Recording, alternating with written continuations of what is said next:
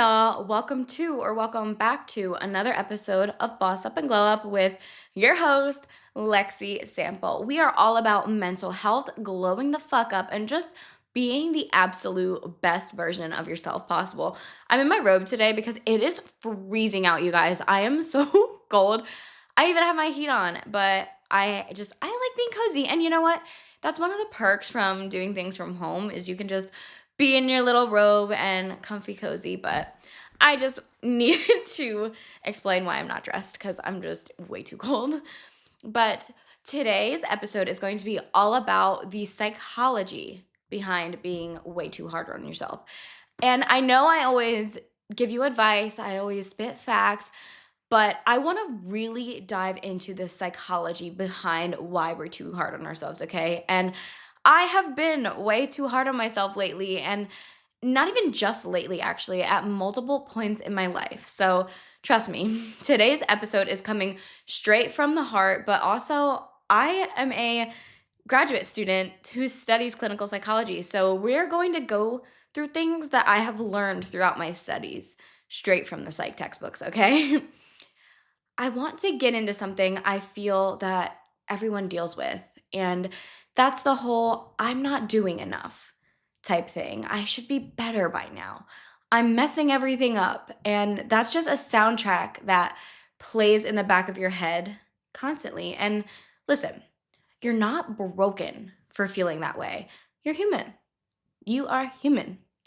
But you also don't have to keep living in that mental pressure cooker, okay?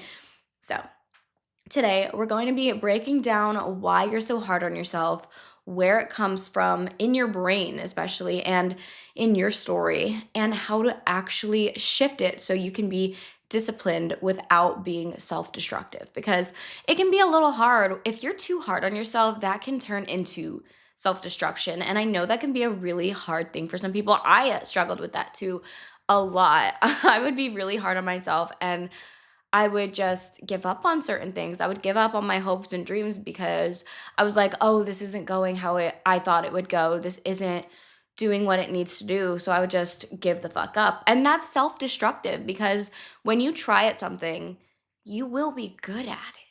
You just have to try. And when you are in that mindset where it's like, "Oh, I can't do it. I'm doing so bad." That's when you just destroy all your hopes and dreams. Okay, to kick this off, let's start with the biggest misconception. And you're not self critical because you're broken. You are self critical because you care a lot. And people who genuinely don't give a shit about their life and goals, they don't beat themselves up. They don't sit here analyzing every single decision. They don't get upset about not doing enough. But people who want to show up, people who have turned standards, goals, and good intentions, they're the ones who turn inward and think something is wrong with them. Here's the psychology behind that. It's called protective pessimism, and that is your brain trying to protect you by preparing for disappointment. It thinks if I'm harsh on myself first, then failing won't hurt as much. And it's like an emotional bubble wrap, okay? But in the most toxic way possible. It's like a security blanket for your brain trying to be hard on yourself because you're mentally preparing yourself for the worst, but you shouldn't be. Your brain has this built in alarm system that is programmed to notice danger, which it's your internal threat system, okay? And in modern life, danger isn't lions, it's embarrassment, rejection, and failure. Your brain reacts to a mistake the same way it would react to an actual threat. Like if you were being mugged, your brain is going to look at failure the same exact way. So you're going to go into attack mode. And since no one else is attacking you, you attack you. And you think self criticism is control. If you can blame yourself, you feel like you can fix it. It gives you that illusion of control. We all love control, okay? I know I do. But it drains you. It keeps you in that fear mode and it actually stops you from moving forward. So, no, Being hard on yourself is not a weakness, but it is something you can unlearn. The first step is really figuring out where your harsh inner voice actually comes from. And let's go a little deeper because self criticism doesn't just appear out the wazoo. A lot of times, we talk about this all the time, but it's facts. Childhood conditioning. This isn't about blaming your parents, it's about understanding the blueprint of how you grew up. If you grew up in an environment where love was conditional on your behavior, like you would get good grades, you had good manners, being quiet, being perfect, you learn my worth is tied to what I do. If you were criticized a lot, corrected a lot compared to maybe a sibling or somebody, compared to really anybody a lot, you learn I need to be better to be safe. Even subtle things like, why didn't you get an A plus? Why'd you get an A instead of an A plus? Or don't embarrass me shapes your entire internal world. This is kind of tied to a childhood conditioning where it could be from growing up too fast. And for example, if you had to be mature before you were ready, your brain got wired to think mistakes are danger. Maybe you had to take care of younger siblings or manage your own emotions or just keep the household peace. You don't get to be soft when you're surviving. So now, softness feels like a complete foreign concept, even with yourself. I feel like I kind of had this situation. I feel like I had to grow up too fast. And I'm not saying like it's the parents' fault, but I mean, it kind of can be. I'm not blaming my mom. My mom's great. This is more so my dad. How he was abusive and all that. And I just feel like I had to grow up way too fast because I had to learn how to protect myself and survive in situations where I'm being attacked. And as a little kid, you don't have anyone to protect you.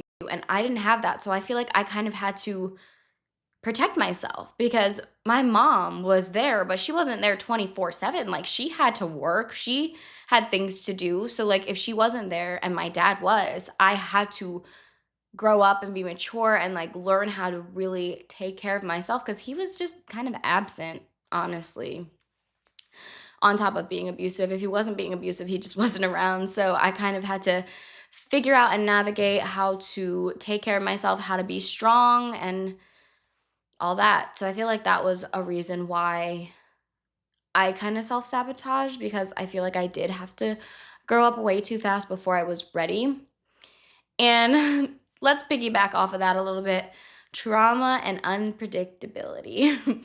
When life throws you curveballs, your nervous system becomes very hyper aware and you feel like you have to be on guard all the time. And the easiest way to stay safe is to just be on guard. Like, that's not how it should be. But you criticize yourself before anyone else can because you feel like if you're the one criticizing yourself, it's not that bad. You're okay.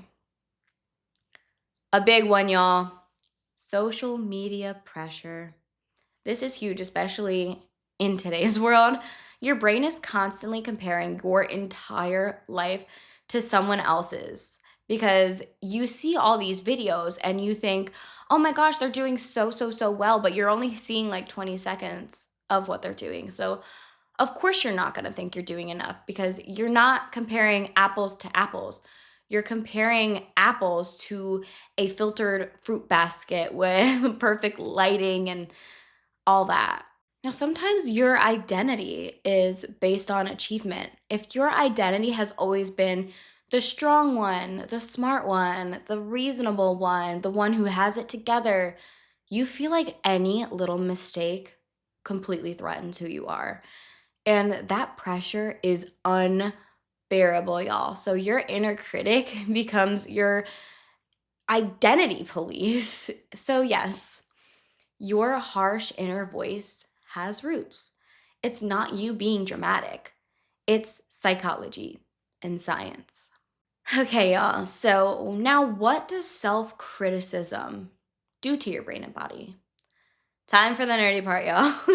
This is the book stuff we're getting into. So, when you're constantly self critical, your brain activates that threat system, which releases cortisol and adrenaline.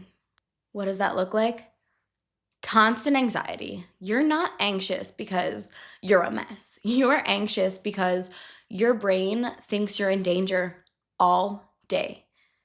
You have trouble focusing. Self criticism hijacks your attention, it absorbs all of your attention. You can't produce your best work while living in fight or flight mode. You're gonna have loss of motivation. Your brain doesn't thrive under bullying, it thrives under support. And yes, criticizing yourself like this is bullying. This is why kids do better with encouragement and not shame. And adults are the same. Like when you have a little kid, for example, I have a nephew, okay? When he was learning how to walk, he would stand up, we would all be like, yay, clap for him, get excited. He would clap for himself and know he's doing something right. And if he would fall down, we'd be like, uh-oh, we're not gonna yell at him and be like, no, get up. Like, no, that's not how kids work. And adults are the same. We thrive with encouragement. We need to be encouraged. We need to know that we have support. We don't need to be knocked down. Perfectionism is another one. You're going to avoid starting something if it's not perfect because you're like, if it's not perfect, then why even try? Nothing's perfect, y'all. You have to try. You're gonna become emotionally exhausted. Your brain can't be in fight or flight 24/7. It's going to burn out.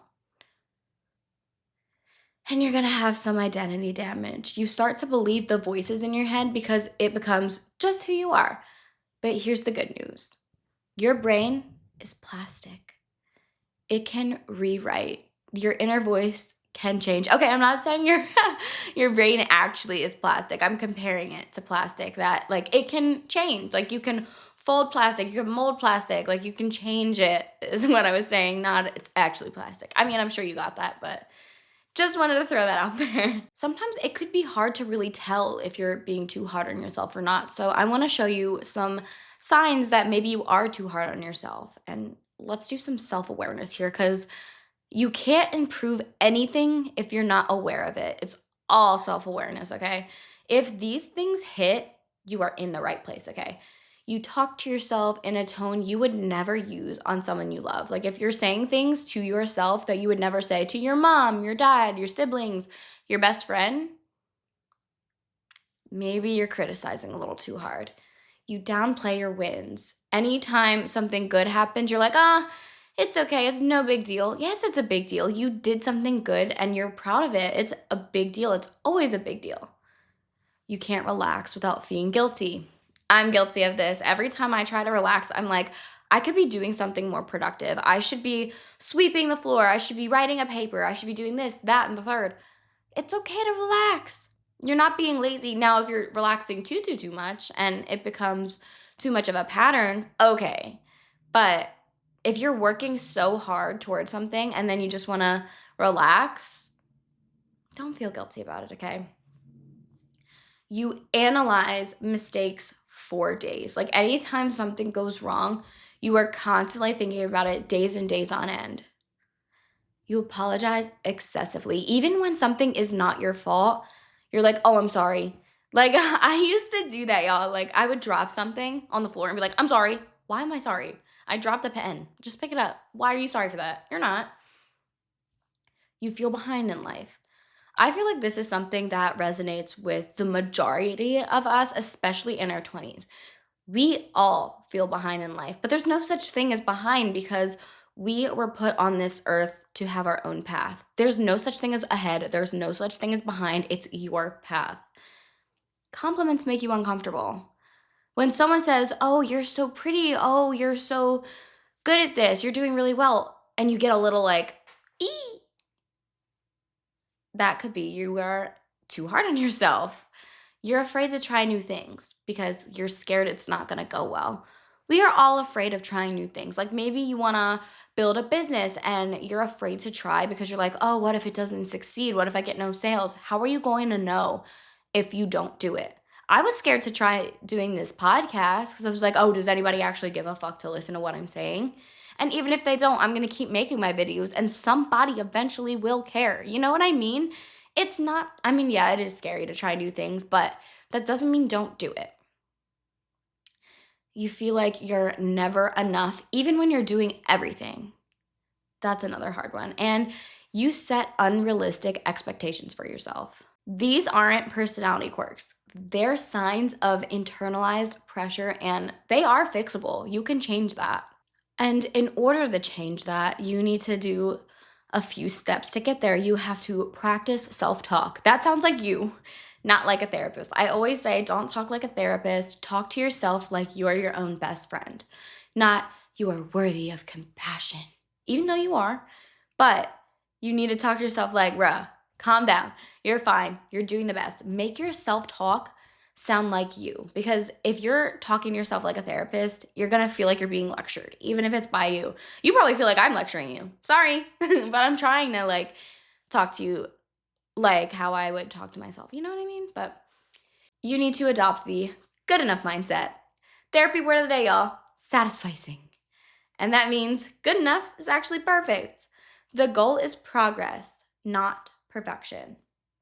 You need to start praising your effort, not the outcome. Did you try? Did you show up? Did you take a step? Celebrate that. Trying and putting in effort is worth the celebration. You have to train your brain like you would a puppy. Reward the behavior you want more of. Stop over identifying with mistakes. You're allowed to mess up. Mistakes don't equal a whole identity. Say, I made a mistake instead of I am a mistake. Language matters. Practice emotional neutrality. Not everything needs to be labeled as good or bad. Some things just are. They just are. This takes pressure off of your nervous system. Rewrite that inner voice. Your inner critic is usually someone else's voice. So ask yourself, is this me talking or is this something I learned? You can choose a new voice. Allow rest without guilt. You don't earn rest, you require it. Your brain performs better after recovery. Redefine your standards. You don't need to lower your standards, you need to make them human. Your goals should stretch you, not squish you. Build that relationship with yourself. Self compassion isn't fluff, it's literally a performance enhancer. People who treat themselves kindly actually achieve more long term. Replace criticism with curiosity. Instead of, why am I like this? Try, what's going on beneath this? What do I need right now? Your brain responds better to curiosity than judgment. Let me leave you with this. Being hard on yourself isn't your fault. You developed this inner critic to survive, not to thrive. But now, you're in a chapter where survival isn't the standard anymore. You deserve better than that inner bully. You deserve to feel supported by yourself. You deserve to feel proud even in the smallest wins, because a win is still a win regardless. You deserve grace and patience and space to grow. Your entire life changes when you stop fighting yourself and start rooting for yourself. Be your own biggest cheerleader because the glow up isn't just getting better, it's treating yourself better. Okay, y'all, I want to thank you so much for tuning into today's episode of Boss Up and Glow Up. Thank you so much for being here on this glow up journey with me. And I love that you want to start your glow up journey too, because if you didn't, you wouldn't be listening to this. I love you so, so, so much. And I know you're doing better than you think. So just stop being so hard on yourself, okay? If this episode resonated with you, just give it a share, leave a comment.